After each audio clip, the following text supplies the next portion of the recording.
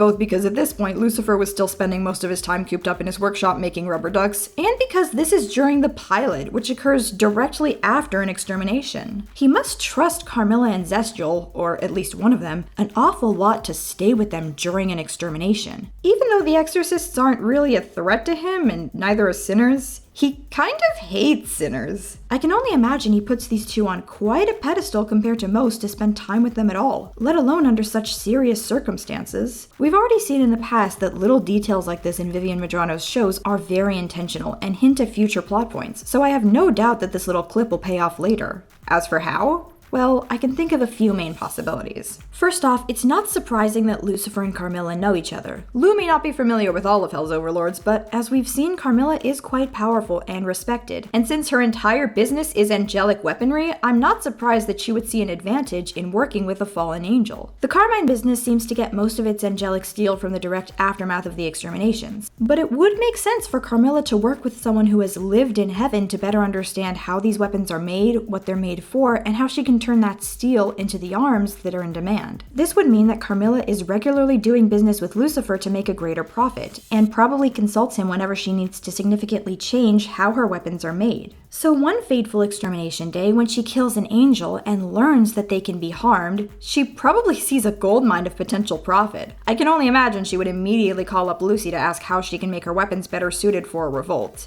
He would be less than thrilled by the idea. Lucifer knows that Charlie is a lot like her mom. If Hell planned an uprising, she would take part in it, maybe even lead it, and Heaven would go after her, as we see in the finale. He encourages Carmilla to rethink this. An uprising would have little chance of success and put all of Hell in grave danger, including her daughters. As a fellow parent, he would be able to make her see his side of things and convince her to keep the exorcist's death a secret. Carmilla explains in Whatever It Takes that the bloodshed of a rebellion would put her daughters in danger.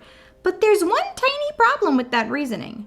Carmilla is an arms-dealing overlord. She has no problem bringing more bloodshed into the world so long as she thinks it makes her more powerful and thus her family safer. Her entire character is using her position of power to protect the people she loves. If she wasn't willing to make her kids live in a more violent world so long as in exchange she received the power to protect them, her entire character would kind of fall apart. And as Velvet points out, a revolt would be a jackpot of money and power and thus protection for Carmilla's family. And why are you avoiding war?